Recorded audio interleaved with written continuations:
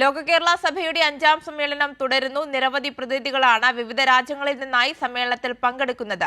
യുഎഇയിൽ നിന്നും ആദ്യമായി ലോക കേരള സഭയിലെത്തിയ രൂഷ്മ സുരേഷ് ഉന്നയിക്കുന്നത് വീട്ടുതൊഴിലാളികളുടെ ഉന്നമനത്തിനായുള്ള ആവശ്യമാണ്. താൻ ഉന്നയിച്ച ആവശ്യം അംഗീകരിക്കുമെന്ന തികഞ്ഞ ആത്മസംതൃപ്തിയോടെയാണ് രൂഷ്മ സുരേഷ് ലോക കേരള സഭയിൽ നിന്നും മടങ്ങുന്നത്. ലോക കേരള സഭയുടെ 5ാം പതിപ്പിൽ അപ്രതീക്ഷിതമായാണ് രൂഷ്മ സുരേഷിന് ക്ഷണം ലഭിച്ചത്. വരുമ്പോൾ യുഎഇയിലെ സ്ത്രീ പ്രതിനിധിയായി തങ്ങളുടെ ആവശ്യം ഉന്നയിക്കുക എന്ന ഒറ്റ ലക്ഷ്യമാണ് ഈ പ്രവാസി മലയാളിക്ക് ഉണ്ടായിരുന്നത്. വീട്ടുതൊഴിലാളികളുടെ പെൻഷൻ തുക വർദ്ധിപ്പിക്കാനും അവരുടെ ഭവന നിർമ്മാണത്തിൽ പദ്ധതിയിൽ അവർക്കൊരു പ്രാമുഖ്യം നൽകുക എന്നുള്ളതും, അതുപോലെ തന്നെ അവരുടെ കുട്ടികൾക്ക് പ്രൊഫഷണൽ കോളേജുകളിലേക്ക് അഡ്മിഷൻ നൽകുമ്പോൾ അവിടെ ഒരു റിസർവേഷൻ എടുക്കുക, അതുപോലെയുള്ള കാര്യങ്ങൾ ചെയ്യുക എന്നുള്ളതാണ് മുന്നോട്ട് വെച്ച കുറേ ആവശ്യങ്ങൾ. തന്റെ ആവശ്യങ്ങളോടുള്ള പ്രതികരണത്തെ തികഞ്ഞ ആത്മസംതൃപ്തിയോടെയാണ് രൂഷ്മ കാണുന്നത്. ഞാൻ ഉന്നയിച്ച പല കാര്യങ്ങളും റെലവൻ്റ് ആയിട്ടുള്ളതാണെന്ന് ഒരു പോസിറ്റീവായിട്ടുള്ളൊരു റിപ്ലൈ ആണ് കിട്ടിയിട്ടുള്ളത്.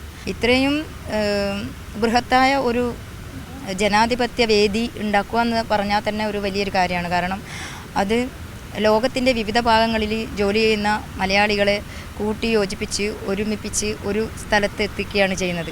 അവിടെ അവരുടെ ശബ്ദങ്ങൾ കേൾക്കാൻ വേണ്ടി, അവരുടെ ആവശ്യങ്ങൾ കേൾക്കാൻ വേണ്ടി സർക്കാർ സന്നദ്ധരായി ഇവിടെ 3 ദിവസമാണ് അവർ ഇവിടെ അതിനുവേണ്ടി ചെലവഴിക്കുന്നത്.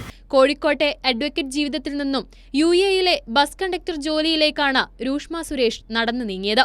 യുഎഇയിലേക്ക് പറിച്ചു നടുമ്പോഴൊന്നും ഒരു കൂട്ടം തൊഴിലാളികളുടെ പ്രതിനിധിയായി സർക്കാരിനെ അഭിസംബോധന ചെയ്യാനുള്ള ഭാഗ്യം തനിക്ക് ലഭിക്കുമെന്ന് കരുതിയില്ലെന്ന് രൂഷ്മ.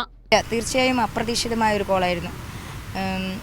ഞാനൊട്ടും പ്രതീക്ഷിച്ചിട്ടില്ല എൻ്റെ ശബ്ദം ഈ സർക്കാർ കേട്ടിരിക്കും.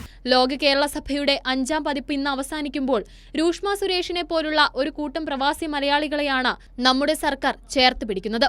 ഇവിടെ നിന്നും ഇറങ്ങിപ്പോകുന്ന ഓരോ പ്രവാസി മലയാളിക്കും പറയാനുള്ളത് ഇതുപോലെ ചേർത്ത് പിടിക്കുന്ന ഒരു സർക്കാരിന്റെ മേന്മയാണ്.